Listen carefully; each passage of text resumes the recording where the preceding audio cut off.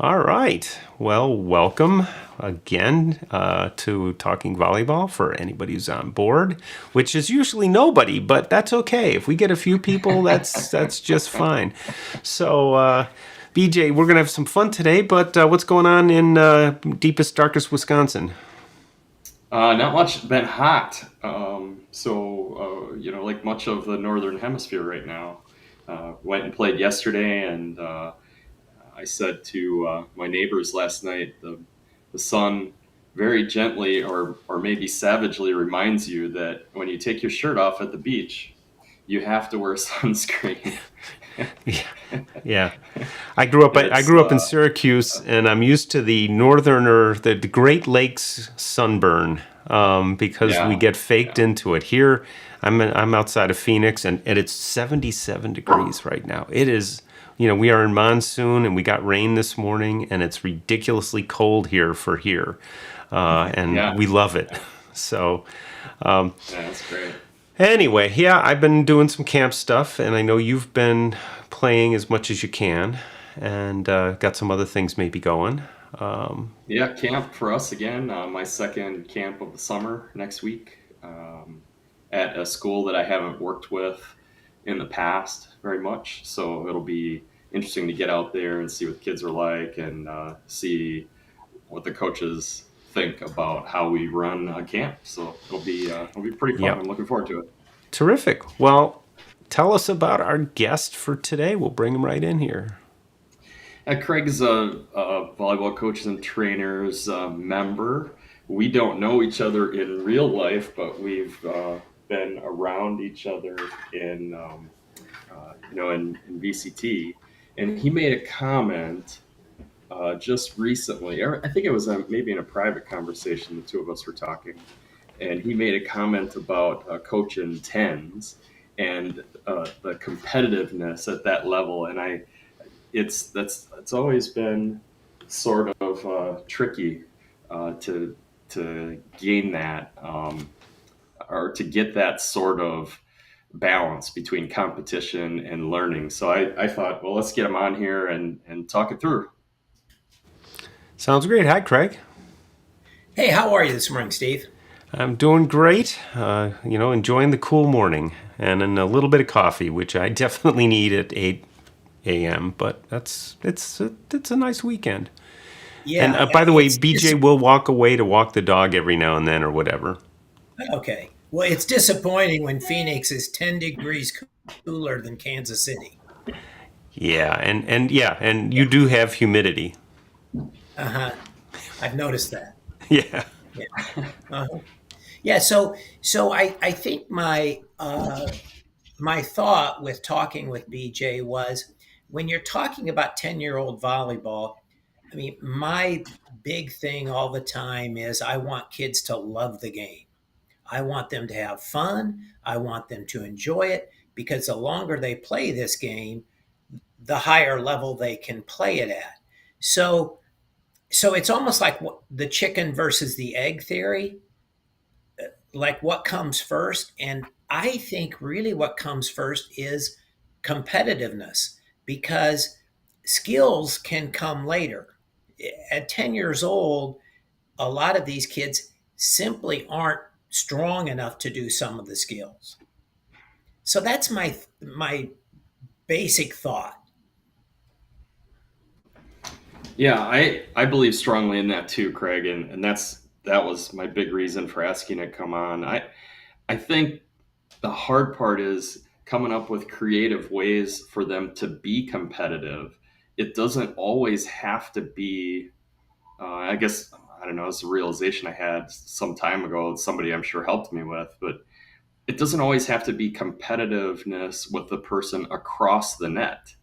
It can be a Mhm. competition with yourself or with your teammates, who can pass better, who can make the ball go up more times, who can hit the ball harder or faster or more accurately.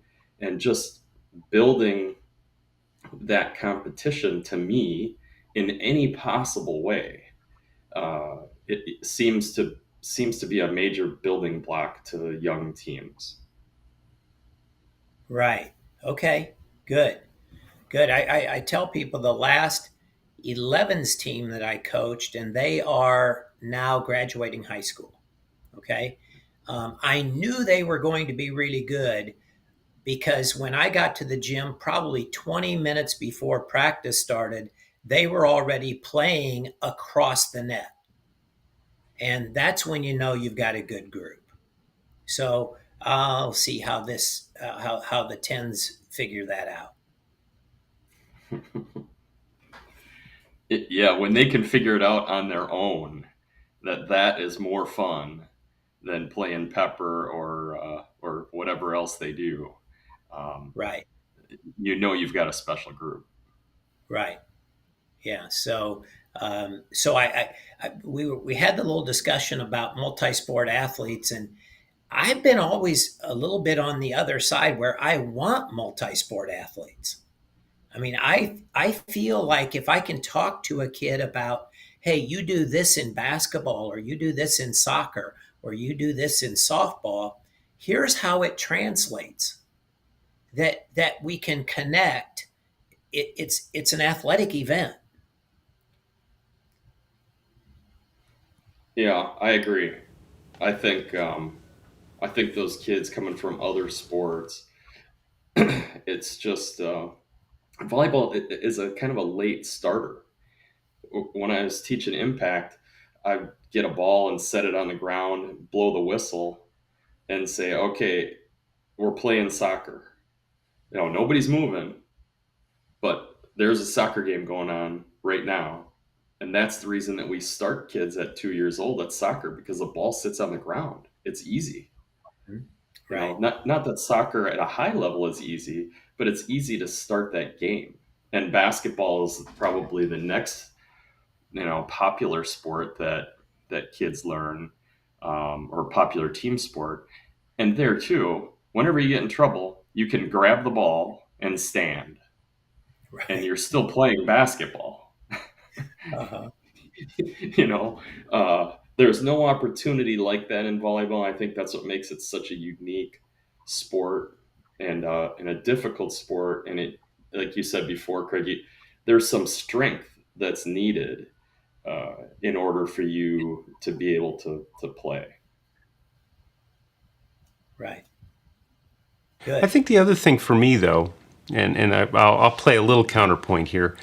Some kids are just not ready to compete, but finding subtle ways to have them compete, like, I had some really interesting combos this week because I've got a 6th to 12th grade clinic with not a lot of any one number. So taking one of my high school kids and pairing them up with a kid who's really struggling or needs a little encouragement, and seeing how they do that is one piece, because they can encourage the kids. And then doing simple things like when we're playing, we were doing shuttle passing over the net to get them moving and kind of warm up. Just how many can you get over in a row? Well, most of my young kids it was one, maybe two. And then, and the older kids I gave the older kids, threw them a bone and gave them a net of their own, just because they'd been really good about working with the young kids. And they were getting 40, 50, and that kind of stuff. But that little bit of competition to get them to want to get better and to try. But the other piece of that is it's always difficult when you watch a kid who's competitive young, or at any point really, get frustrated with their less competitive teammates. And in this sport, you're going to have that all the time. You have to be able to deal with, I want it to be this way, but my other three teammates don't want it to be a different way, maybe more cooperative, maybe less hustle, or maybe they're just not as athletic as you. And you got to deal with that. And if you deal with it negatively, you're going to bring your whole experience and your team down with you.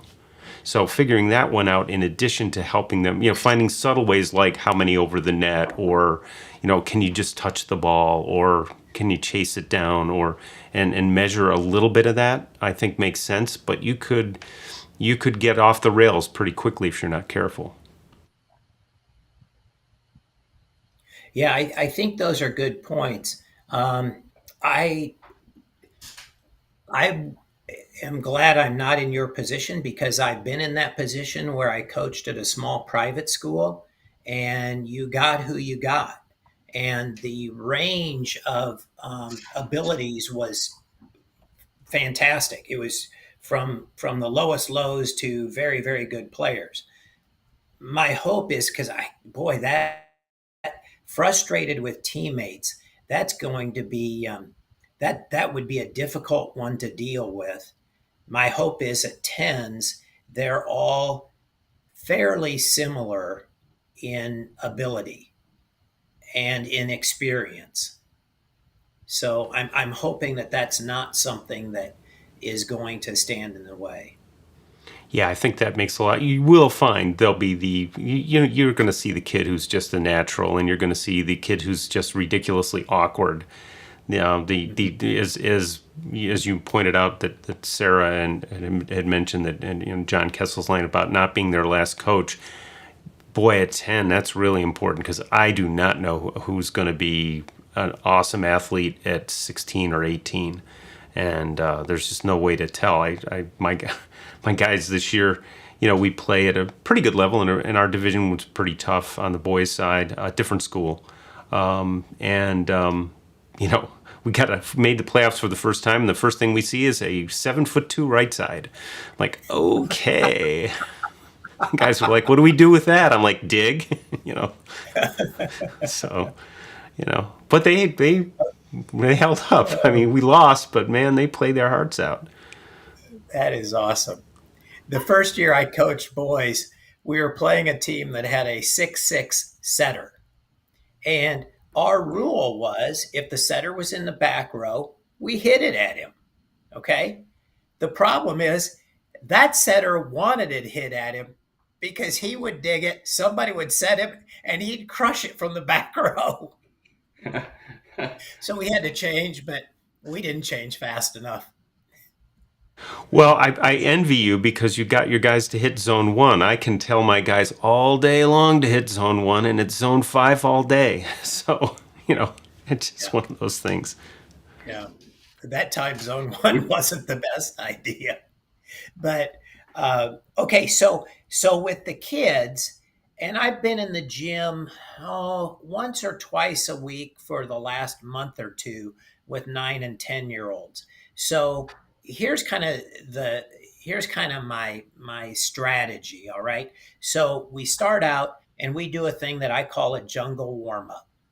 So it's across the net to a partner. First, you throw the ball with your dominant hand, then it's the other hand, then it's high elbow and hit the ball over the net. And then we progress from there to where the other person is trying to pass it, set it, and hit it back. That doesn't work yet. Okay. And then finally, this last session, we started self-toss, run, jump, and hit. Yep. And it is amazing how quickly these kids, because they love that. Yeah. I mean, and one of the girls said, "Okay, coach, so am I jump serving now?" And I go, "Well, it's kind of what it looks like." Yeah, Okay. it does, doesn't it? And yeah, and the term that they use that I just love is, "Coach, are we going to work on jump spiking?" And I said, "Yeah, we're going to work on hitting the ball when we're jumping. That's what we're going to do." Yeah, we call that popovers, and I borrow that's due to Mike Hewlett taught me all of that stuff. We do a lot of that too in this 6 to 12 thing, and it's interesting to watch, watching footwork. I borrowed something now. I know we all are the game teaches the game kind of guys, but one of the things I borrowed. I put two things together. Somebody online, I don't know. I'm sure I saw it on YouTube. Somebody was talking about putting down a yoga mat sideways, and having them working on the penultimate step. And the fun thing for me was nobody knows what penultimate means until you define it for them the first time. But I have a school where the 6th to 8th graders all take Latin. So I said, well, you guys ought to be able to tell me what the penultimate step was. Well, hardly any of them could, but one of them said, the next to last one. I'm like, there you go. So they were talking about using the yoga mat to kind of the vault of the penultimate step over the yoga mat to land and jump. And then I took a couple of small cones and a pool noodle and made them jump over that after they did the penultimate step. So we did a bunch of that. And then we threw in blocking the second day we did it, a little bit of blocking footwork, not, kind of ugly, but good start. And then we went into, okay, now we're going to do popovers or jump spikes. And just to try to reinforce that a little bit. So it's kind of a mixing a little bit of blocked with a lot of random. But they look at you like, Coach, where should I toss it? I'm like, someplace you can attack it. And they're like, well, where's that? I'm like, I don't know. Just keep doing it till you figure it out. Yeah. Yeah, this year, so we finished our 16s season, and in our jungle warm-up with them, they first tossed the ball on their dominant side and then tossed it on the wrong side. And they had to get around the ball to hit it into the court. And so that was interesting because they struggled the first night or two with that, and then they figured it out. But I said, the set isn't always going to come to your right hand. What are you going to do? So those are just some things that I'm trying to take down to the younger kids, and we'll see if I have any hair left at the end of the season. That's that concept, the popover jungle. I'm seeing it more. Not nearly as much as I want to, but I'm seeing it in a lot of places. And getting back to the idea of competitiveness at that age, we start with that. That's the very first thing that we do with kids. My third and fourth graders, when I work with them, the rec group, to draw the competitiveness out, we do a couple of things. We have that. We set it up as a partner. You have one person on one side, one on the other. They jump, toss, jump, and hit the ball at their partner. Partners should dig, and if they can dig, set, and catch, that's great. We do it in levels. So the first level is they're just going straight back and forth. Okay. Second level might be, and they love the idea of leveling up. I don't know if that comes from video games or just, maybe it's human nature. Okay, you guys have this. We're getting pretty good at this. Now we're going to hit the ball first with top spin. Next time you're going to hit it with no top spin, with just float it. So that's, maybe level 2. And level 3 is after you hit the ball, move to a different location on the court. So you hit, and while the other person is doing their bump and set and catch, you go kind of hide, and that person has to look over, find you, and then hit to where you are now. That, to me, when we started doing that really helped open up their range of attacking to other spots on the court. And that was just that was a blast. So we have 4 or 5 other ones, hitting it with your left hand or your non-dominant hand. Sometimes we have them count. If they can make if the digger can make the ball go up, they can score a point for themselves, and they call out how many points they have every time they score. Or if they can bump, set, and catch, they get 3 points. So there's all these little competitions going on. Can I float it and spin it? Can I hit it somewhere near my partner? Sometimes we'll have them, they have to reach outside of their body every single time rather than taking it midline. And even though some of those things are harder than others, it doesn't always build in difficulty. They just love the idea of, okay, now we're doing the next thing. We must have learned something. And we've got a lot of miles out of it. it's that competing with yourself, or competing against a thing instead of making the better of the other person, that I really like in these, because it builds that one wanting to compete to get better, as opposed to compete to win against somebody else. That'll come in competition, but right now you want them to want to get better and to, say, oh, I did this today. I'm better at this today. I feel good about that. And then that translates into competitiveness on the court. I mean, if you've got a bunch of kids who can do all the skills, and I asked I got them all together, and I said, okay, now if a ball's hit over here and I put my arm out, and let's see, I'm going to do this so I put my arm out here and I make a shot. Is that a good thing? And they all said no. I'm like, okay, why is that? Well, you should use two hands, or you should, I'm like, okay, did I make a platform and did I make the ball go up? And they're like, yes. I said, okay, now, if I was lazy and I could have, it was a really slow ball and I just stood there and I didn't move to it, that wouldn't be so good.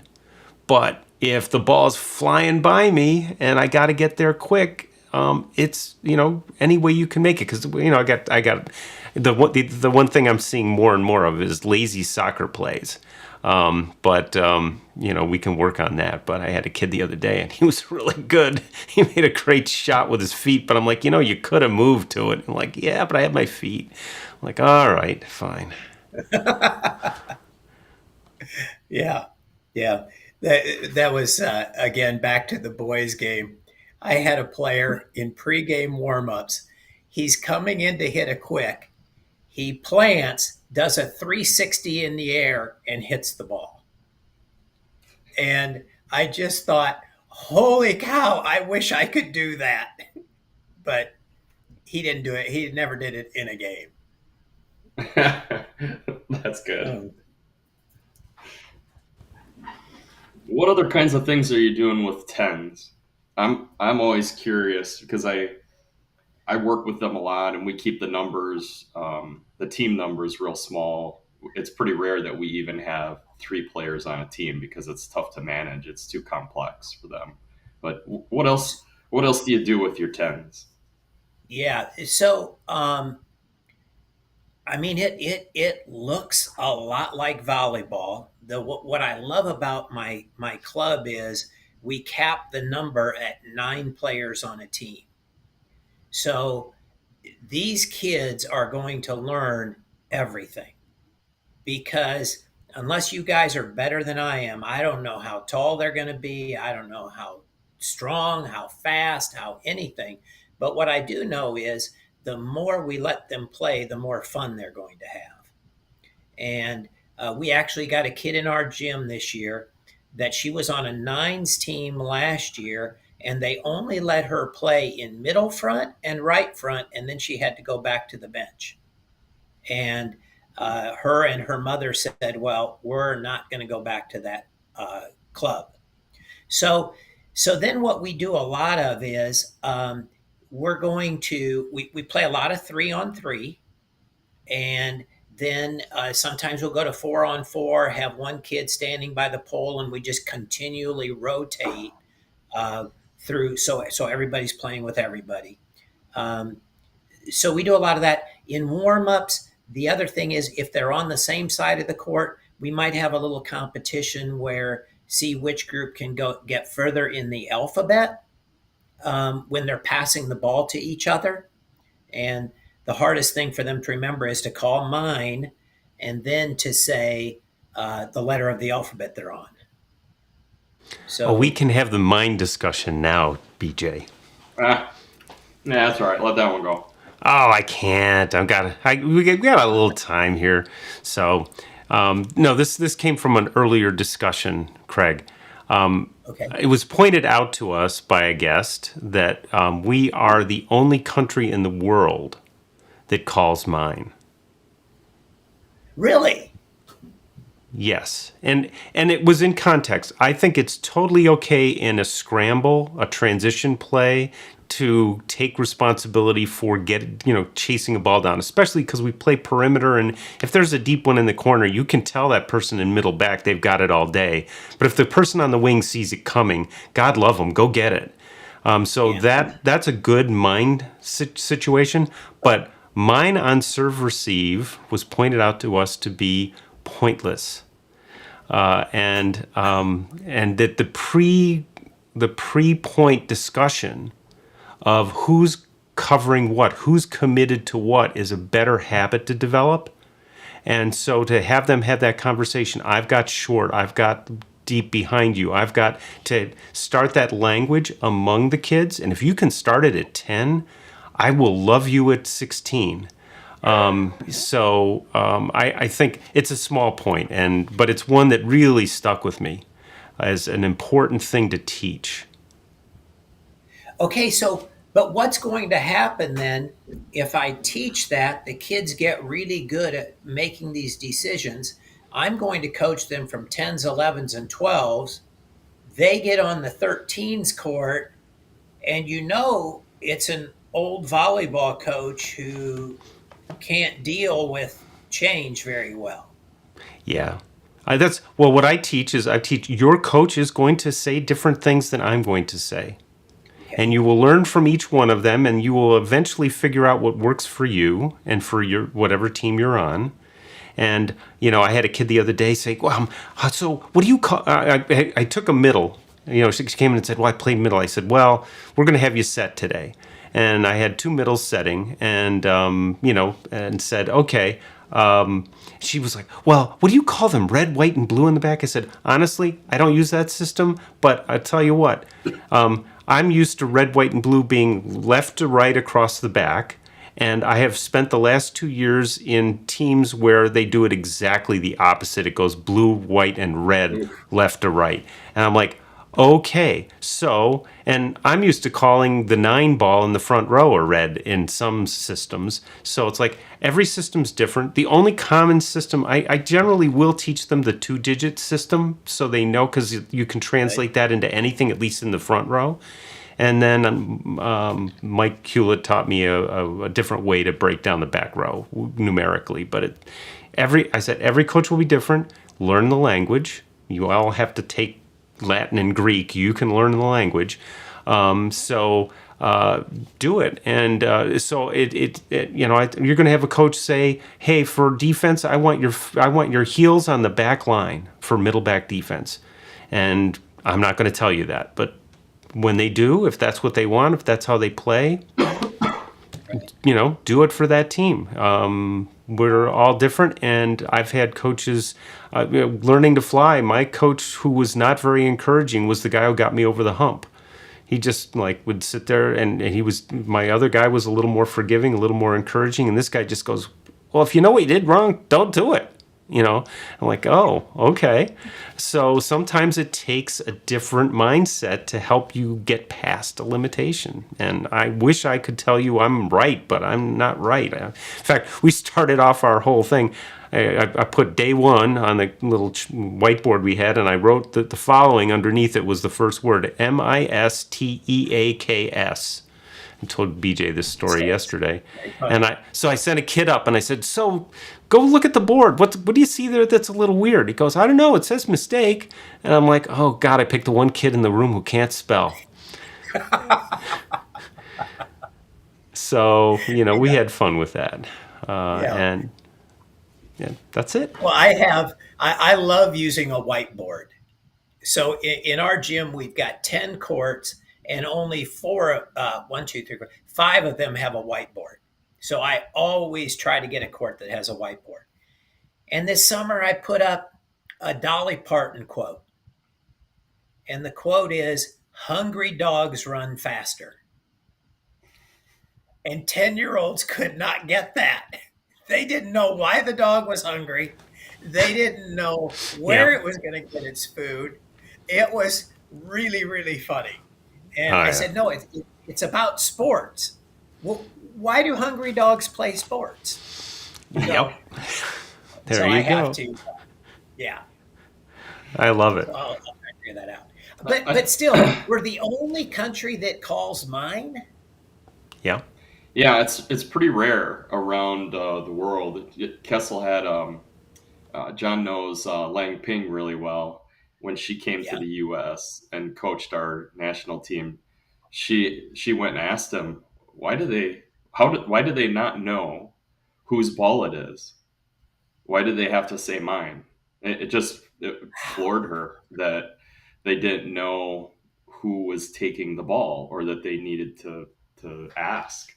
Um, and so I started asking people, we have this great device now, social media.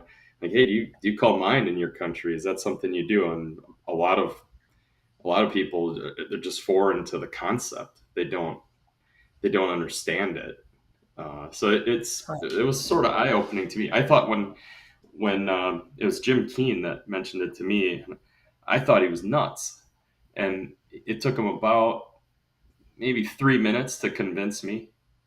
Yeah, I'm go like, watch that yeah, episode, or listen to that episode if you on the podcast if you want to get. I mean, Jim's awesome. Okay, that was I just Jim Keen, Jim Keen. Keane, spelled correctly this time. Yeah, Gotcha. yeah. Well, Your I'm point going is a to. good one though, Craig. I think it's a great point, and I had a similar experience. I coached a group of kids where I advanced with them every year. I had them 10s, 11s, 12s, 13s, 14s, and after their 14s season, and most of them didn't have school ball, so they were only playing club. So they had only had me as a coach. Not that I'm the greatest coach out there, but we're pretty reasonable. There's no punishments. We're pretty flexible about missing practice, and they're playing all the positions and everything. They came back from their freshman year, and all of them, I think all but two of them, made their JV teams at different positions than they were playing on our club team. And I thought, this is going to be a great club season. They're going to come back so excited about school and playing volleyball. And every single one of them hated school volleyball. That's Sure. that's their language. It wasn't any fun. Nobody was any good. The coach was mean. We're doing push-ups and running laps and all this kind of stuff. And I thought, maybe being overly reasonable was a mistake. Like, maybe I should have been harder on them, because they didn't have the experience of that type of coach. So I think there's got to be. I think you've got to coach with some range. I believe in consistency as a coach. I want them to learn that trust through consistency. That they're gonna be valued. They're not gonna get screamed at or punished, any of that kind of stuff. Um, when it comes to skill and strategy and even learning, I think they have to have some range, so that they can adapt to other coaches. Because I'm sure it was a shock for some of them on day one. Oh, you passed, you didn't make the pass. Oh, do 5 push-ups. Or getting yelled at or whatever. Yeah, I think you pick what you find. I'm going to say believe in, but I like a little data behind it. But in fact, I like a lot of data behind it. But I remember going to, I think it was Cap 2 at Colorado Springs back in the day, and they talked out of systems. That was probably that affected me a lot, because we had a whole hour and a half on out of systems. I came back with a lot there, and I had trained up my kids to the way they taught it was, hey, you get a shanked ball, the person who's got the best position relative to that ball calls out the name of the person they're setting and sets them. And so, I taught my kids that, and I also taught them, hey, coaches are different. So I went to watch my kids play a high school match, and my, ball gets shanked. My girl who was playing left back defense calls the ball, sets the ball, gets an attack. Setter doesn't get there because she can't get there. Coach chews the two of them out to, I want my setter to get that ball. You gotta, and I'm like, you know what? I want an aggressive setter. I want a setter who can cover a lot of range. But do I want my, and every coach is different. I know coaches who will stay. I don't care if if the setter has to lay out and dive and try to make a set with it. I don't want anybody else taking that ball. God love them, not me. If there's somebody who can put a ball up and we can get a hittable ball out of it, I don't care if it's a rainbow. It works for me. But these two, and I saw them afterwards and we laughed about it. I said, hey, look, I told you, your coach is going to have, that's what your coach wants. Give that coach what she wants to the extent you can. And I'm not right. She's not right. We're just two different coaches. We have different thoughts about how we want it done. And you're a player. Do the best you can with it, and don't get upset by either one. And that's hard to do, but it's the way I teach it for now. Mm-hmm. Yeah, yeah. I think the whole high school versus club concept, and especially with guys like us that are more train ugly, game teaches the game kind of people, is I've had so many parents the last several years say, this is the one practice my daughter wants to be early for. She's always excited to go to club volleyball practice. She just hates it when coaches just stand around doing drills all the time. And oh my gosh, we want high energy. We want the kids just having a great time and learning to continually get better. The one issue I had with that was I had a parent not that long ago who said, you know what, my daughter can't do this because every practice she comes home from, she's crying because she didn't do great at practice. And I said, well, she shouldn't do great at practice. We're continually asking her to do more. We're not just staying and saying, hey, you can stand here and do the butterfly drill for 30 minutes. We're trying to get them to expand what they're doing.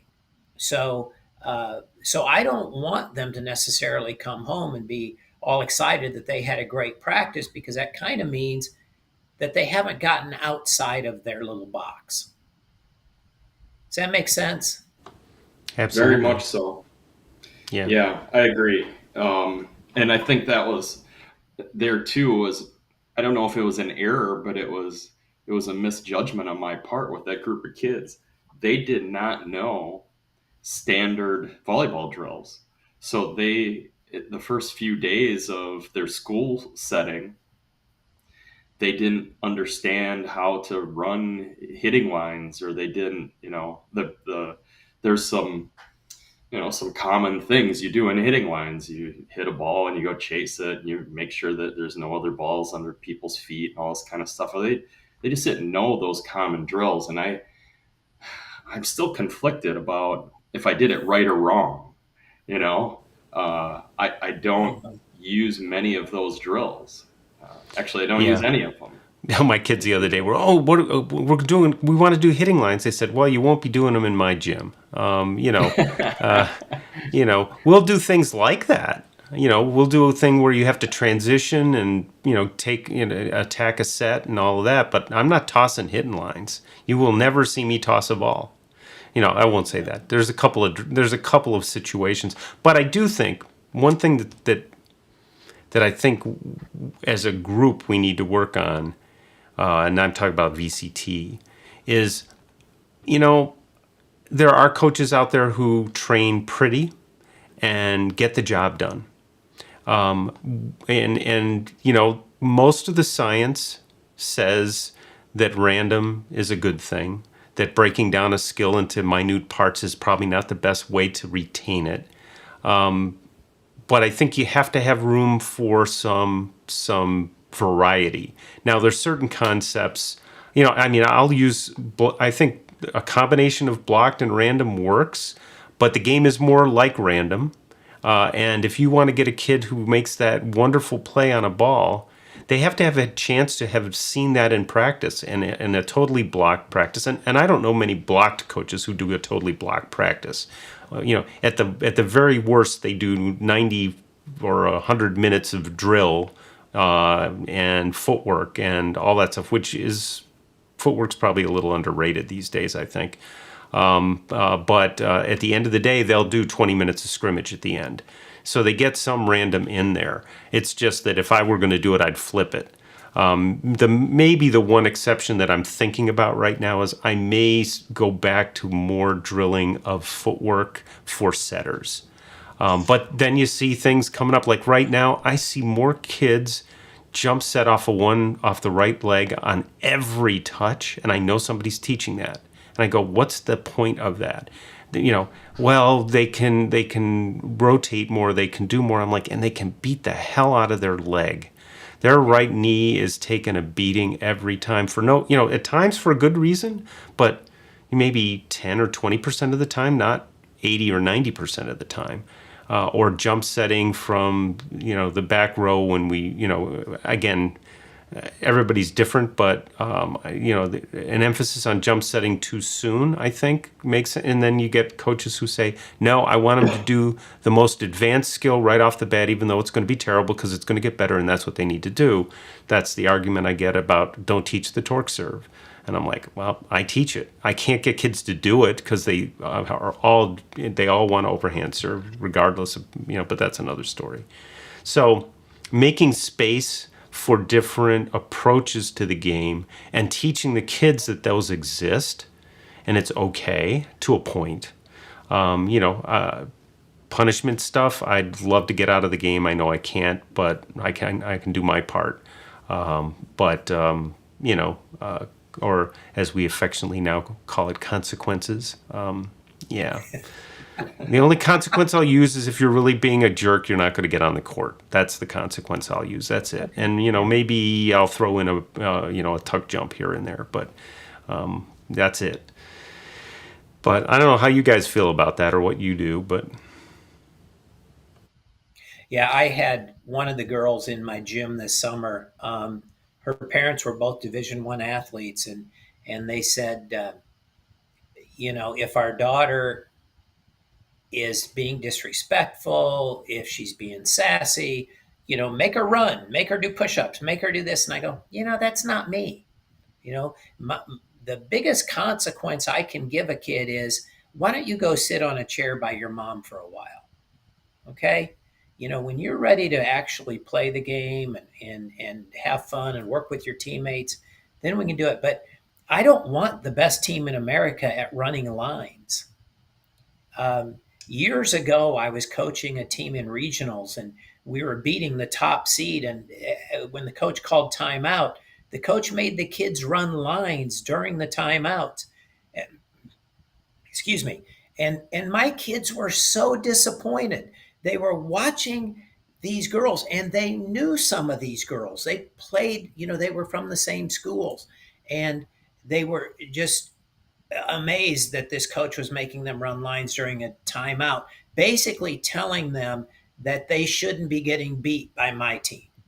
That's really what the message was. And I just won't. I just won't. Now, if they go into a high school program and that's the way the high school coach is teaching it, I can't do anything about that. Right. Yeah, I think going to Steve's the other point he was making about the random and block situations,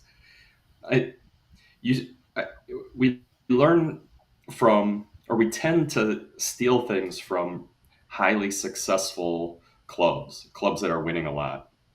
So if you take, I don't want to name any names, but you take some big club that everybody knows, and they start putting out videos of drills that they do. And I'll get this a lot on VCT. Somebody gives this drill and says, look, here's this coach. He's won a bunch of national championships. They're doing this, so it has to work. The thing that we lose is that in a lot of those gyms, they're overtraining. They're training their athletes. They got them 4, 5, 6 days a week, and they're having 3-4 hour sessions. And even if they played for only a third of their time, they're probably playing more volleyball than what my team is playing when I get mine for 3.5 hours a week. So they're doing all those crazy drills, but they're also playing even more than what my team or what most teams are playing. So it gets masked, particularly at the college level, where now Russ Rose just I was talking to him a couple weeks ago at a clinic, and he said the best way to get better is to get better players. Well, if you have the six best players in the country, which he has had sometimes, Uh-huh. right? It doesn't matter how you train them.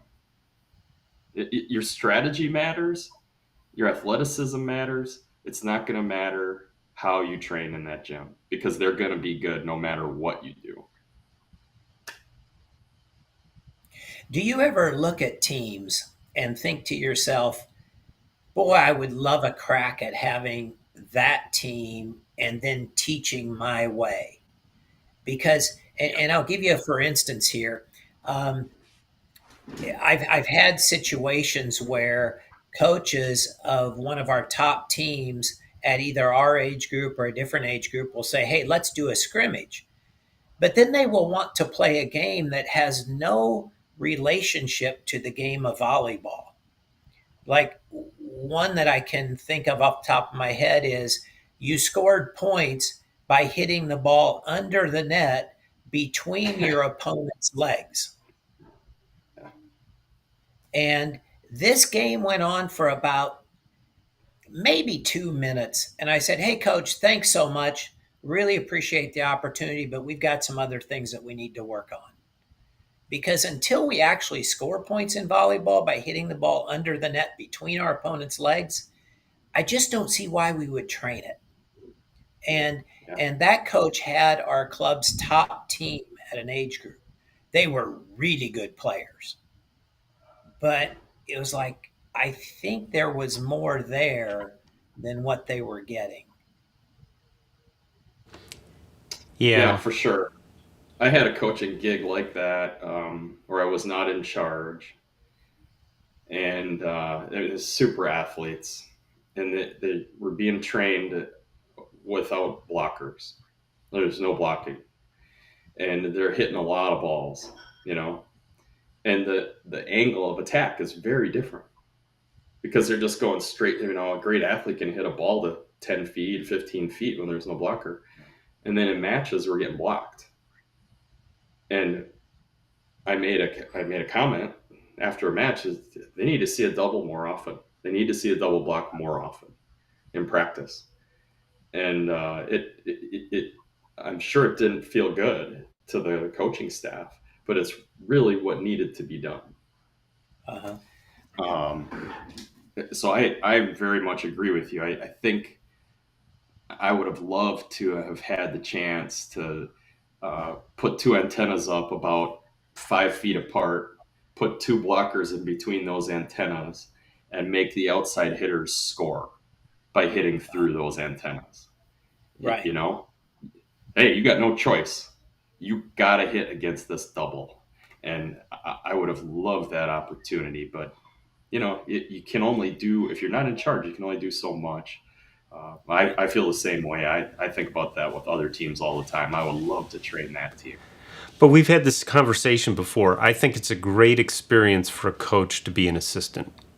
And even Yeah. better if it's an assistant in a system you don't agree with. Because it's a discipline and it's a stressor, but it's also it's a reality. And then what you learn is okay, I need to find places where I provide value to this. I was working with a coach where I could throw in an idea here and there. 80-90% of them didn't go anywhere. But I kept feeling things around, and then turns out that probably the most valuable thing I wound up doing that year was charting the attacks during the match and just sitting. Eventually she's like, "Okay, Steve, tell them where they need to attack. Tell them where they're going." And a couple of little things. Did we win any matches with it? Maybe we played a little better with it. And it was, but you got to figure that out. And then it may reinforce some things that you want to do as a coach. And then you got to start thinking about how do you want to use your assistant. So after that, last year I had a young assistant who had played a lot more than I had played and played in more recent systems. I mean, I learned to play when, the block was a touch and, you couldn't hit the net and, all that stuff. So he was bringing all kinds of ideas, and we would, occasionally we get into a little head to head, but listening to him and giving him a lot of range really made our system better and taught me something. So, that's important to me, is to treat every coach I work with, even the ones I totally disagree with a lot of respect, and learn from them, including learning what I'm not going to do. But, being an assistant's a fun growth experience, let's say. Right. Well, I had the opposite experience the last 2 years so I just completed, I think it was my 28th year of coaching. Okay. Wow. But Yeah. 2 years ago, my daughter graduated from college and said, Dad, I want to start coaching volleyball. I said, of course you do, because you're a player. So her and her BFF, who they played club together for a few years, they were my assistant coaches. And it was the first time I've had assistant coaches that wanted to give input on practice plans and on management, on game management. It was fantastic. Cool. I was thrilled because, I wasn't thrilled the first month, because we would do things in practice and my daughter would look at me and say, we didn't talk about this. Why are we doing this? We agreed that we were going to do A, B, and C. We didn't say this. And I'm like, wow, I mean, this world is different. But this last year during matches, I got to sit on the bench and do stats. And one of the two of them was standing talking to the team and the other one was sitting. And they would flip back and forth. But it was so much fun to watch these girls grow as coaches. So really different, though, because do you feel like you're coaching two teams? Say like that you're again? coaching the players, and you're also, do you feel like you're coaching two teams? You're coaching your absolutely. team, and you're also coaching the coaches. Oh, absolutely. And I had to, both of the coaches at different times, I had to take them aside between matches and go, okay, that's not us. We don't yell at kids. We don't yell at officials. This is what our game plan is. And, oh, I know, I just got mad. I this happened or that happened. Yeah, I know. It's just, you're 25. And so we got to figure that out. But it was awesome. And I love, we were in gyms where some of their friends who they had played club against were coaching on other teams. So it was very fun. Yeah, my assistant was 20 going on 40. But it was funny because we did the same thing. I'm sitting there with solo stats, keeping the stats and, being quiet, and he's up talking to him. We did have one match where one of the refs was like, well, he can't be up, he's the assistant, which is true. It's high school rule. Everybody else said, we don't, fine. As long as one of you's up, it's okay. Two is not going to work. But, so we had prepared, I'm like, you might have to sit. But I said, but don't expect me to get up. And they look at me like, I'm well past the point where I worry about a parent going, why is he so quiet? Like, because I taught them what they need to know. Half the time, well, I won't say it. I'd say a third of the time, I'll take a time out to when we've done something really good, and people are like, what is he doing? He's stopping the momentum. I'm like, no, I'm saying, hey, that was great. Let's do more of that. And they're like, well, you can't do that. I'm like, well, yeah, you can. It turns out, but yeah. It's fun. Although I will say, the mother who texted me during the match and said, why is number 45 not playing? No, I'm sorry. She said it even better than I said. Is there a reason number 45 is not playing? And I just ignored it till the end of the match. But I felt I needed to send a note back. So I just responded in a very passive-aggressive way. I just said yes. And she came back and said, "What's the reason?" I said, "Have number 45 come talk to me at practice, and I'll fill him in on why." And there were two other kids who weren't playing. It was a tough match, and our weakest players didn't get to play. And he was a senior, so he was either on the team and not playing, or not playing, not on the team. And he was a good kid. To be fair to that mom, it got me to think, okay, where could, let me see if I can find an opportunity for these other guys to get on, which I typically do, but I hadn't been doing enough.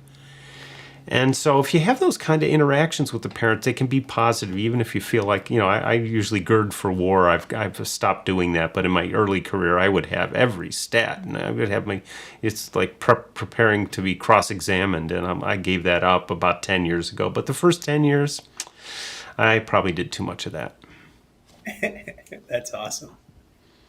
Hey Craig, I have one of these dilemmas that people go through at tens volleyball, and I'm on the fence. So maybe you can square us away. How do you feel about sending the first ball over? That's a really good question. Um, what if you did this? See, because we were having a session a couple weeks ago, and a lazy ball came over the net, and one of my girls jumped up and attacked it. And see, I like that. That's what I call a blitz offense. Okay, hit them when they're not ready for it. But generally speaking, we're trying to get three contacts. But what happens if your setter or somebody puts up a first ball right in front of a hitter? I mean, wow, hit the ball. That's kind of fun. So I'm not opposed to it, but I don't want it to be a sloppy play or something that I don't want to work in a team environment kind of a thing. Does that make Yeah, sense? yeah, I like that, and I would think about it this way: if they're getting a first ball and it's a ball that they can control, they should try to control it. And if they're going after it with the intent of putting it over, like underhand, I'm just going to dump this over, I'd say, you know what? Let's try and run our offense a little bit. Let's try to get a second or third hit. But if you get somebody who hits an awesome serve and you've been in practice going, first, don't put the first ball over. We want to play our offense, and this kid just makes a great play on the first ball and keeps you in the point. They're going to feel bad about that because it went over on one, because that's what you told them. So I don't have an easy answer for that, but getting them to start to see that it's situational. Like, man, that was a great serve. I'm glad we got to play the point. And if it's one where they intentionally, it's your strong girl who can play a ball a little better, and she decides she's just going to dump the first ball over because you're scoring points and winning the match. That's one where you have a little conversation about, you're really good at this. You could control that ball, and might even run a play back to you so you can spike, and have that conversation, and maybe that kind of helps with that. I don't know. That's where I would go. BJ, what do you think of it? Yeah, I think you've said it the best that I've heard anybody say it so far. I was very much against going over on one when I was coaching that age, and we went so far as to count how many times we could use all three touches. We were solidly against not sending it over on one. And in the past 4, 5, 6 years, I've seen some of what you described at higher levels, where a team sends a lazy ball over, and somebody like an Engapeth takes a back row attack and smashes it right back at him, no blockers. There was just a clip of a professional women's team where one side had that scramble where they had to go all the way over the banners to get a ball. They brought it just barely over the net, and the front row player on the other side just bumped over on one to where that player had come from. Right. So that spot on the court was wide open. And those types of things, to me, I I tend to lean a little bit more toward I want to be able to play the game. I don't just want them to run offense, but I want the game to happen. So if it's got to go over on one once in a while, I'm starting to soften a little bit Okay. on that. Um, but I don't know. I like the way you put it better. I wish I could remember how I put it. We have a We recording have of it that. Right, I'm going to have You to can listen go back now. and listen. Yeah. I think Steve gets these out after a couple of days as a podcast. They're on YouTube as well, but they also come out in podcast form. So you can go back and listen, and I think you'll be impressed with some of the stuff that you say. 'Cause Oh, no, I know I've I enjoyed. talking volleyball is in my podcast rotation. Well, Awesome. definitely listen to Jim Keane Okay, based I will. on earlier, because he opened. Actually, there's a bunch. I mean, Daryl was great. Daryl, yeah. Lauren talking about the sitting team. Oh my gosh, I got a whole. I got a lot of shifts here. So yeah, with BJ and I, and kind of wrapping this up a little bit. It's kind of an opportunity to get to meet and talk to people about the game, and if others benefit from it, great. If they don't, that's fine. But I wanted to, we both were kind of like, look, there's a whole world of us coaches who coach who we have, and not who we recruit, and we all can get better. And and sharing ideas works really well for us. So we're trying to do and play. I'm the tech. I just got a new mixing board here that I still don't know how to use. But I like to play with this stuff. And BJ knows everybody, so it's a nice combination. And we're trying to get folks out here who can share ideas. I think working with tens, there should be a bunch of people interested in how to help young players enjoy the game, be wanting to learn about it. I would say competitiveness is almost a misnomer here. It's in the way most people think about competition. It's not trying to beat the other guy. It's trying to be, I want to get better. I want to help my team get better. And that's the kind of competitiveness we're really trying to figure out here, and I love it. Mm-hmm. Agree. Yeah, that's great stuff. Thank you so much, Craig, for coming on. This was a cool conversation. Oh, you're welcome. I mean, I'll talk volleyball with just about anybody. So, yeah. Well, it was great to have you here. I'm going to hit the outro. We've got a little bit of green room afterwards, and see you next time. All right.